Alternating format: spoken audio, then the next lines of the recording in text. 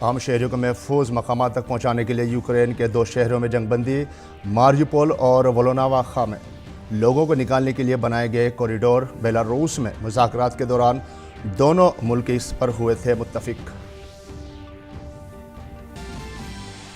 Ukraine के सोमी में भारतीय तलबा को लेकर वजारत खारजा ने जाहिर की गहरी तशवीश। कहा, तलबा से मुसलसल राब्ते में है भारतीय सिफारत खाना। पिसोचिन में 298 भारतीय तलबा से किया गया राब्ता, बसें हुई रवाना।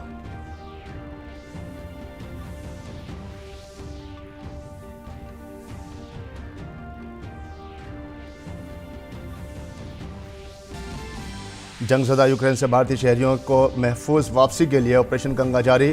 भारतीयों को लेकर हिडन एयरबेस पर उतरे फ़िज़ाइया के 30 ग्लोब मास्टर्स तैयारे। दीगर परवाज़ों से भी मुल्क वापस लाए गए भारतीय शहरी।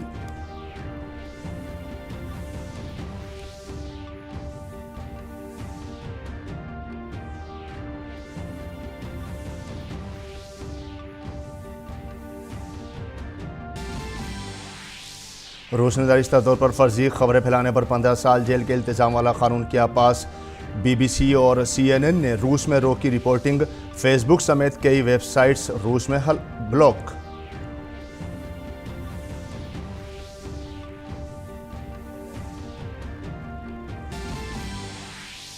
मणिपुर असेंबली चुनाव के आखिरी मरहले के लिए आज डाले गए वोट। 22 सीटों पर हुई पोलिंग। 92 उम्मीदवारों की किस्मत का फैसला EVM में बंद।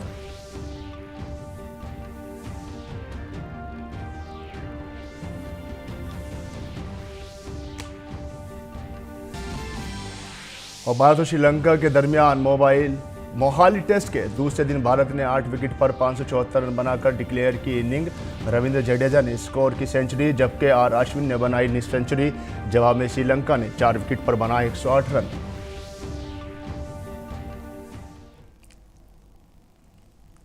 आदाब नाज़रीन, खबरनामे में आपका खैर मकदम है। मैं हूं आपके साथ फ़हीम अहमद।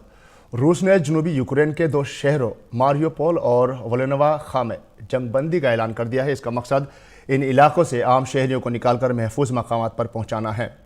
बेलारूस में यूक्रेन और रूस के दरमियान मुज़ाकरात के दूसरे मरहले में इसके लिए इंसानी हमदर्दी की बुनियाद पर राहदारी बनाने पर इत्तेफाक किया गया। जिन शहरों में जंगबंदी हुई है उनमें मारियुपोल में ही शामिल है, जिसका कई दिनों से रूसी फौज ने मुहासरा कर रखा है।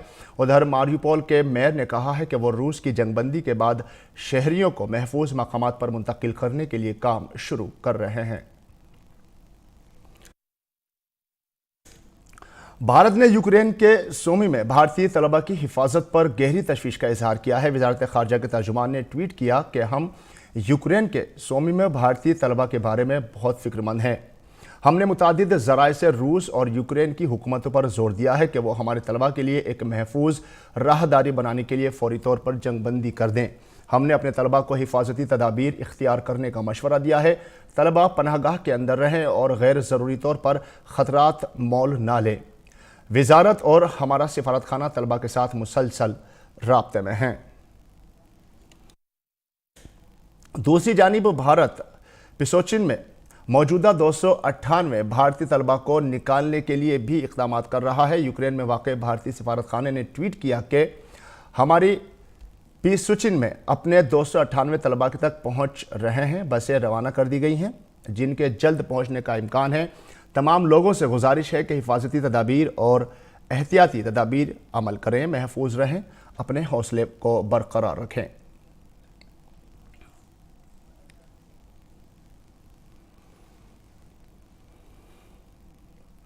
जंगज़दा यूक्रेन से भारतीय शहरियों की बाहिफाजत वापसी के लिए ऑपरेशन गंगा जारी है। इसके तहत एक और परवाज़ पोलैंड से दिल्ली पहुंची। वतन पहुंचने पर लोगों में ज़बरदस्त जोशो खरोश था। बाहिफाजत वापस लाए गए लोगों और अहले खाना ने हुकूमत की कोशिशों को सराहा। कुछ वालिदैन अपने बच्चों की बाहिफाजत वापसी के बाद हुकूमत का शुक्रिया अदा करते नजर आए।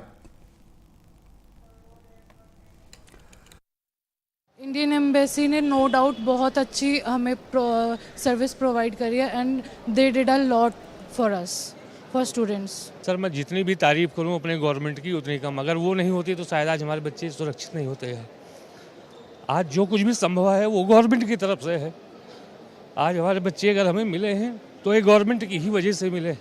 ये तिरंगा इसलिए लेके आए, आज इसी ने जान बचाया है सर। ये बच्चे निकल नहीं पा रहे थे, लेकिन जब ये तिरंगा उन्होंने लगाया वहाँ पर अपनी गाड़ियों पे, तो फिर वो निकल पाए हैं वहाँ से। इस तिरंगे की शान आज हमें पता लगी है। हम यहाँ रह के शायद समझ नहीं पाए थे इसकी कीमत को, लेकिन जब हमारे बच्चे फंसे तो हम जान पाए इस तिरंगे की शान क्या है और हमारे देश की गवर्नमेंट की विश्व में पहचान क्या है। अगर ये नहीं होते तो शायद आज हमारे बच्चे यहाँ वापस हमें मिल नहीं पाते। मुझे बहुत ही अच्छी फीलिंग हो रही है। आई डिडंट एक्सपेक्टेड कि I will meet her, but yes I am really thankful to our government and Modi ji and everyone. मेरे जैसे सब बच्चों को एक इमरजेंसी सर्टिफिकेट दिया है, जिससे हम ये 15 डेज़ के लिए वैलिड है कि हम एक बार इंडिया जा सकते हैं इससे। गवर्नमेंट का बहुत बहुत धन्यवाद। और हमसे गवर्नमेंट से बस यही रिक्वेस्ट करेंगे, जो और बच्चे फंसे हुए हैं कृपया उनको भी जल्दी से जल्दी कुछ कड़ी से कड़ी कोशिश करके सबको निकाल के लाएं। हम लोग इंडियन गवर्नमेंट को थैंक यू बोलना चाहते हैं, क्योंकि उनकी मदद से हमारे बच्चे हमारे पास आ पाए हैं। ऐसी सिचुएशन में अगर इंडियन गवर्नमेंट नहीं होती तो हमें नहीं पता कि हम उनको लेके आ पाते या नहीं। So we want to thanks Indian government, that is why we are carrying our flag. Romania से भारतीय शहरियों को ले जाने वाली खुसूसी परवाजें मुसलसल भारत आ रही हैं। वहां मौजूद भारतीय एहलकार लोगों की मदद के लिए सभी इक़दाम कर रहे हैं। हमारे नुमाइंदे अभिषेक ने इस सिलसिले में मालूमात जमा की। यूक्रेन में फंसे सभी भारतीय नागरिकों और छात्रों को सकुशल स्वदेश पहुंचाने के लिए भारत सरकार सभी प्रयास कर रही है।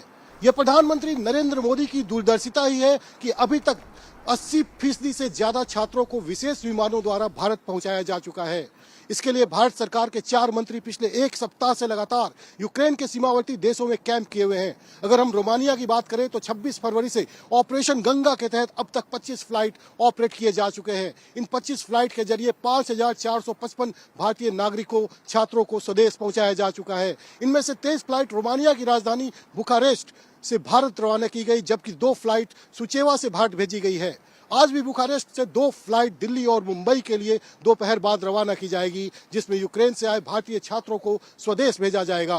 भारत सरकार का प्लान अगले कुछ दिनों के अंदर यूक्रेन में फंसे सभी भारतीयों को स्वदेश पहुंचाना है। कैमरामैन जयशंकर के साथ Abhishek Singh, DD news, Bucharest, Romania. उधर हिंडन एयरबेस पर हमारे नुमाइंदे उर्मिलेश भट्ट ने कुछ तलबा से बात की जो यूक्रेन से वतन वापस आए थे। तलबा ने अपनी बाहिफाजत वतन वापसी पर हुकूमत हिंद का शुक्रिया अदा किया।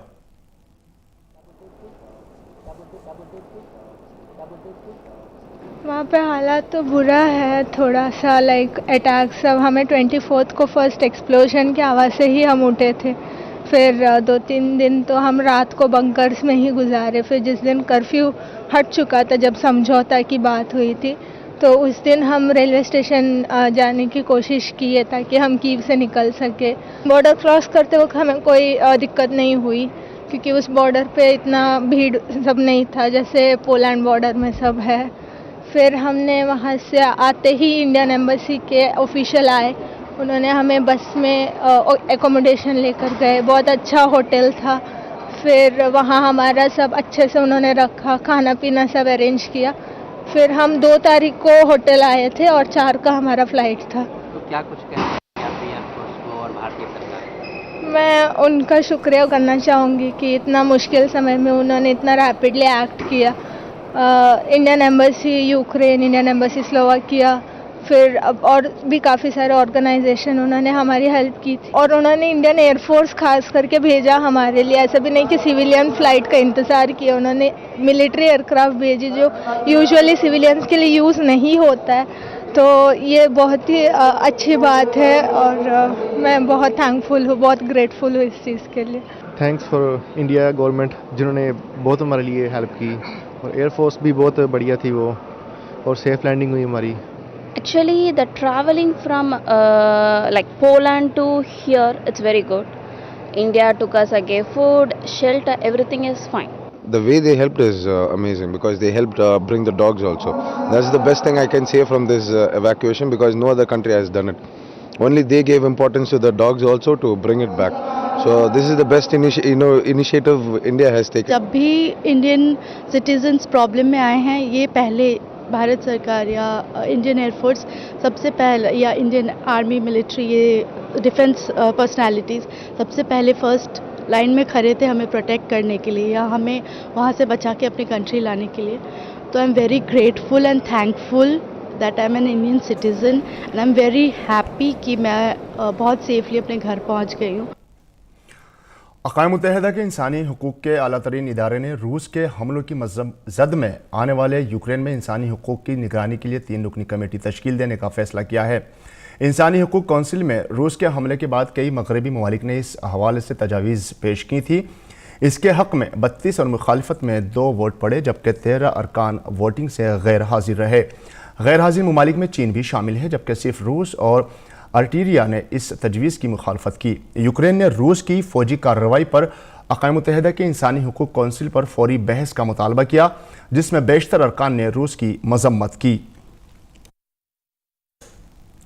अक़वाम मुत्तहिदा की सलामती कौंसिल में भारत के मुस्तकिल नुमाइंदे TS त्रिमूर्ति ने जोर देकर कहा कि भारत जौहरी तहफ़्फ़ुज़ को यकीनी बनाने के सबसे ज़्यादा अहमियत देता है, क्योंकि जौहरी तनसीबात से मुताल्लिक़ किसी भी हादसे की संगीन नताइज बरामद हो सकते हैं। An immediate cessation of violence and end to all hostilities are essential.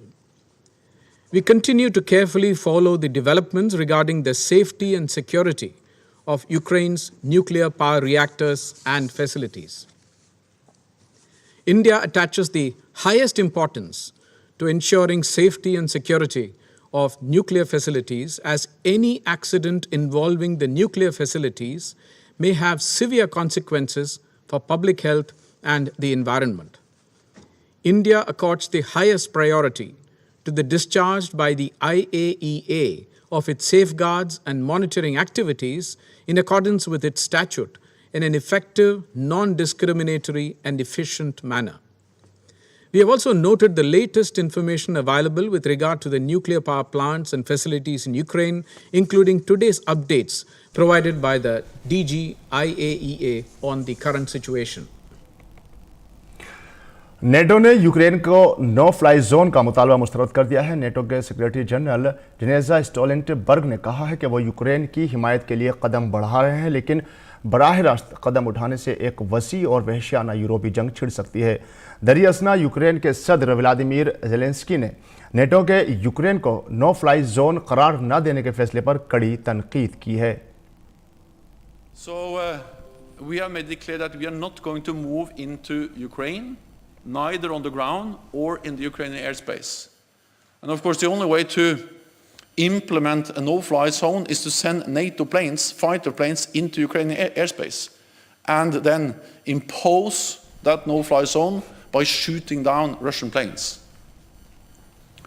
And our assessment is that we understand the desperation, but we also believe that if we did that, we'll end up with something that could end in a full-fledged war in Europe, involving many more countries and causing much more human suffering.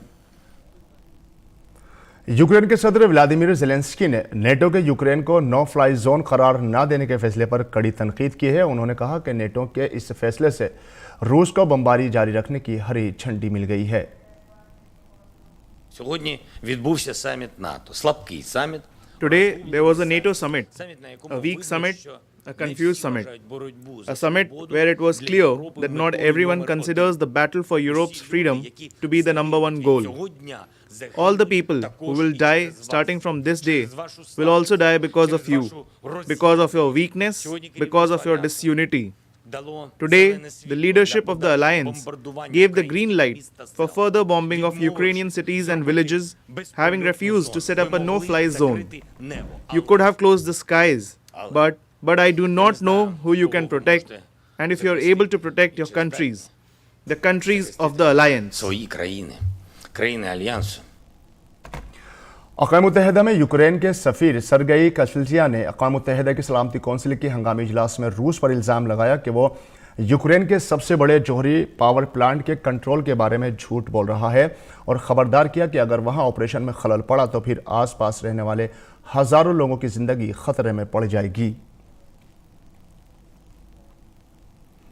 वहीं रूस की parliament ने जुमे को जाली खबरों के खिलाफ सख्त कानून का ऐलान किया है। पार्लियामेंट में मंजूर किए गए इस नए कानून में फ़ौज के खिलाफ जानबूझकर झूठी खबरें फैलाने पर 15 साल तक की कैद की सज़ा का इल्तिज़ाम किया गया है। नए कानून के तहत जाली खबरें फैलाने पर जुर्माना या जेल हो सकती है। इस कानून के ऐलान के बाद BBC ने अपने सहाफ़ियों का काम आर्जी तौर पर मुअत्तल कर दिया है। रूस ने सोशल मीडिया कंपनियां कंपनियों फेसबुक और ट्विटर के साथ साथ यूट्यूब पर भी पाबंदी लगा दी है। अब बात यूपी इंतखाब की। यूपी इंतखाबात के आखिरी मरहले के लिए इंतखाबी मुहिम आज शाम थम गई। तमाम सियासी जमातों ने वोटरों को लुभाने के लिए भरपूर कोशिश की। कई हफ्तों तक चली इंतखाबी जंग के 7वें और आखिरी मरहले में 54 सीटों पर 7 मार्च को वोट डाले जाएंगे, जबकि वोटों की गिनती 10 मार्च को होगी। मुल्क में इत्तलाती निज़ाम को मजबूत बनाने में NIC का अहम किरदार है। हाल ही में नई दिल्ली में NIC ने 2 रोज़ा तकनीकी कॉन्फ्रेंस के जरिए टेक्नोलॉजी के नए पहलुओं पर तफसीली तबादला ख्याल किया। इन सभी उमूर और NIC के किरदार पर NIC के director general doctor Nita Verma के साथ बात की हमारे नुमाइंदे ऋषि कुमार ने। राष्ट्रीय सूचना विज्ञान केंद्र NIC पिछले 4 दशकों में देश में सूचना क्रांति को आगे बढ़ा रहा है। NIC की DG नीता वर्मा हमारे साथ हैं और इस समय दिल्ली में उनका कॉन्क्लेव भी चल रहा है। इन सब बातों पर जानकारी लेते हैं। मैम, DD न्यूज़ पे आपका स्वागत है। सबसे पहले जो NIC की भूमिका है पिछले 4 दशकों में, किस तरीके से आप उसे अब आगे बढ़ा रहे हैं? क्या भूमिकाएं और अच्छी आप मुखर देख रहे हैं अपनी ऑर्गेनाइजेशन की? देखिए, NIC 4 दशक से सरकार के साथ एक उनका टेक्नोलॉजी पार्टनर के तहत काम कर रहा है। हम केंद्र सरकार के साथ और राज्य सरकारों के साथ सभी के साथ काम करते हैं। हमारे 800 ऑफिसेज हैं पूरे भारत में और हर डिस्ट्रिक्ट में हमारी प्रेजेंस है। मतलब हर डिस्ट्रिक्ट एडमिनिस्ट्रेशन के साथ भी हम काम करते हैं। कोर्ट्स के साथ भी हम काम करते हैं। इस समय जितने भी देश में कोर्ट हैं, सबऑर्डिनेट कोर्ट्स हैं, हाई कोर्ट्स हैं, सब कहीं हमारा डिजिटल सिस्टम ही चल रहा है और पार्लियामेंट के साथ भी। तो it's very privilege this thing. देश आज़ादी के 75वें वर्ष में है, आप लोगों ने भी 75 डिजिटल सॉल्यूशंस दिए, ये क्या है, इसके बारे में थोड़ा सा? देखिए, ओवर द टाइम जैसे मैंने बोला, हमने बहुत सारे ये डिजिटल सॉल्यूशंस बनाए। इन सॉल्यूशंस के थ्रू हमें लगता है कि हमने बहुत सारे मिलियंस ऑफ सिटीजन्स की लाइफ को टच किया। तो इसमें से हमने एक 75 सॉल्यूशन वो चुने जो कि बहुत पॉपुलर हैं और सिटीजन या बिजनेस से डायरेक्टली कनेक्ट करते हैं। ये आपका एक और कार्यक्रम जिसमें कि सिटीजन एम्पावरमेंट की बात है थ्रू द डिजिटल इंडिया, ये क्या है, इसमें क्या आपकी कार्य भूमिका रहती है? देखिए, जो अगर आप डिजिटल इंडिया देखें, जो कि माननीय प्रधानमंत्री जी ने लॉन्च किया था, उसके सबसे बड़ा मुद्दा था empowerment of citizen by the power of technology. चाहे आप डिजिटल पेमेंट्स देख लीजिए, किस तरह से उनको ग्रो किया, किस तरह से डिजिटल टेक्नोलॉजी, इंटरनेट की एक्सेस से उनको एक मौका मिला एंटरप्रेन्योरशिप बनने का। इसी तरह से स्कॉलरशिप्स डायरेक्टली पहुंच रही हैं, MG नरेगा पहुंच रहा है। तो किस तरीके से डिजिटल टेक्नोलॉजी से हम सिटीजन्स का एम्पावरमेंट करते हैं, इसके ऊपर हमने बहुत सारे सेक्टर्स में NIC पिछले 30 साल से काम कर रही है और अभी सिटीजन एम्पावरमेंट का फोकस होगी। तो हमने बात की डॉक्टर नीता वर्मा से। इन्होंने जिस तरीके से अपने लक्ष्य बताए और NIC, जैसे कि हम जानते हैं, देश में सभी इस संस्थान से परिचित हैं। इनका जो अब मूल जो लक्ष्य है कि कैसे जो लोग हैं उनको एम्पावर किया जाए और देश की जो डिजिटल टेक्नोलॉजी की जो स्ट्रेंथ है उसको और आगे बढ़ाया जाए। कैमरामैन संजीव के साथ ऋषि कुमार, DD न्यूज़, दिल्ली। और जम्मू कश्मीर में ड्रोन के जरिए दरअंदाजी की एक और साजिश को BSF के जवानों ने हफ्ते की अजसुब नाकाम कर दिया। इस वाक़े के बाद वहां तलाशी मुहिम चलाई जा रही है। आज सुबह तकरीबन 4:10 पर जवानों ने ड्रोन जैसी आवाज़ सुनी, जिसके बाद वो अलर्ट मोड पर आ गए। फौजियों ने इस सिमत में फायरिंग शुरू कर दी जहां से आवाज़ आ रही थी, जिसके बाद पूरे इलाके को खाली करा लिया गया है और मुश्तरका तलाशी ऑपरेशन जारी है। सुलभ संस्थान ने आज़ादी के अमृत महोत्सव के मौके पर अपना 52वां शानदार योम तासीस मनाया। सकाफत, जल शक्ति और हाउसिंग व शहरी उमूर की वजारतों ने आज़ादी के अमृत महोत्सव में सुलभ संस्थान के साथ मिलकर प्रोग्राम का इनेकाद किया। सुलभ संस्थान के क़याम की कहानी साल 1969 में शुरू हुई थी। सुलभ संस्थान के बानी डॉक्टर बंदेश्वर पाठक ने कहा कि उन्होंने सफाई के लिए ये काम किया, अवामी बैतुल खला की ईजाद और तहकीक की। और वर्ष में हमने समाज के लिए क्या काम किया, स्वच्छता के क्षेत्र में काम किया, जो 2 पिट वाले शौचालय थे उनका आविष्कार किया, पब्लिक टॉयलेट्स का आविष्कार किया, अनुसंधान किया, मेंटेनेंस किया।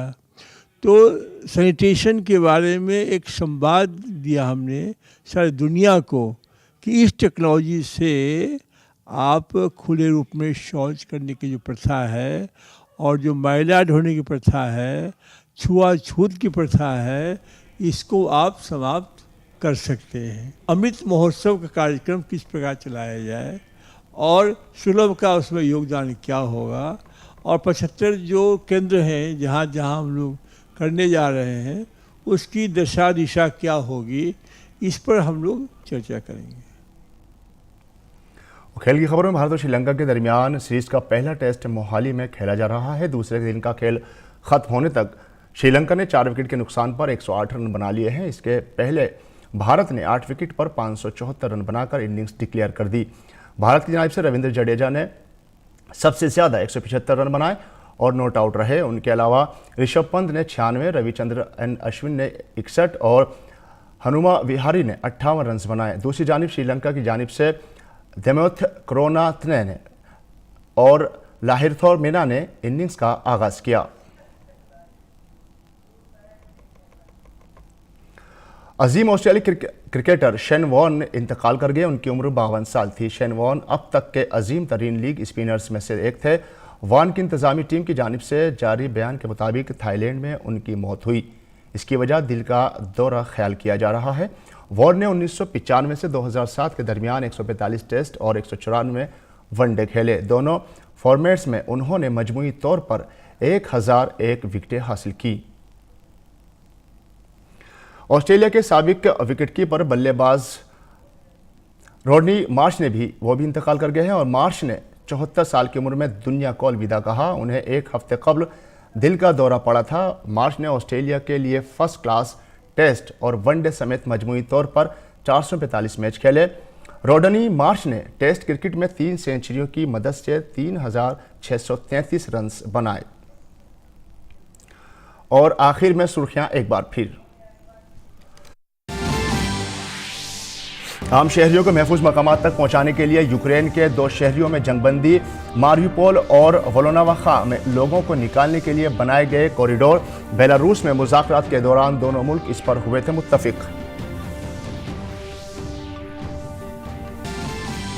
यूक्रेन के सोमी में भारतीय तलबा को लेकर वज़ारत ख़ारजा ने जाहिर की गहरी तशवीश। कहा तलबा मुसलसल राब्ते में हैं। भारतीय सिफारत खाना पिसुचिन में 298 भारतीय तलबा से किया गया राब्ता। बसें हुई रवाना।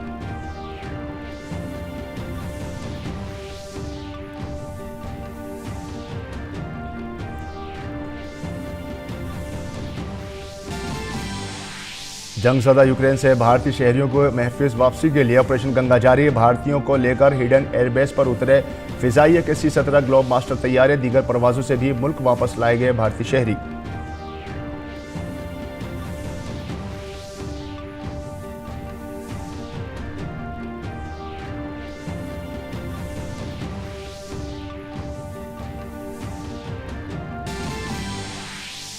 रूस ने दानिस्ता तौर पर फर्जी खबरें फैलाने पर 15 साल जेल के इल्तिज़ाम वाला कानून किया पास। BBC और CNN ने रूस पर रोकी रिपोर्टिंग। फेसबुक समेत कई वेबसाइट्स रूस में ब्लॉक।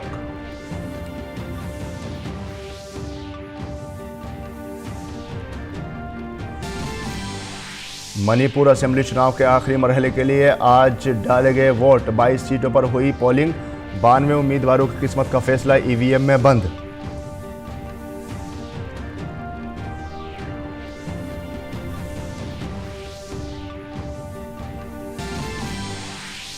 और भारत और श्रीलंका के दरमियान मोहाली टेस्ट के दूसरे दिन भारत ने 8 विकेट पर 574 रन बनाकर डिक्लेयर की इनिंग्स। रविंद्र जडेजा ने स्कोर की सेंचुरी जबकि अश्विन ने बनाई निस्फ सेंचुरी। जवाब में श्रीलंका ने 4 विकेट पर बनाए 108 रन। और नाज़रीन के साथ खबरनामा यही मुकम्मल होता है। हमारी पूरी टीम को दीजिए इजाज़त। आदाब।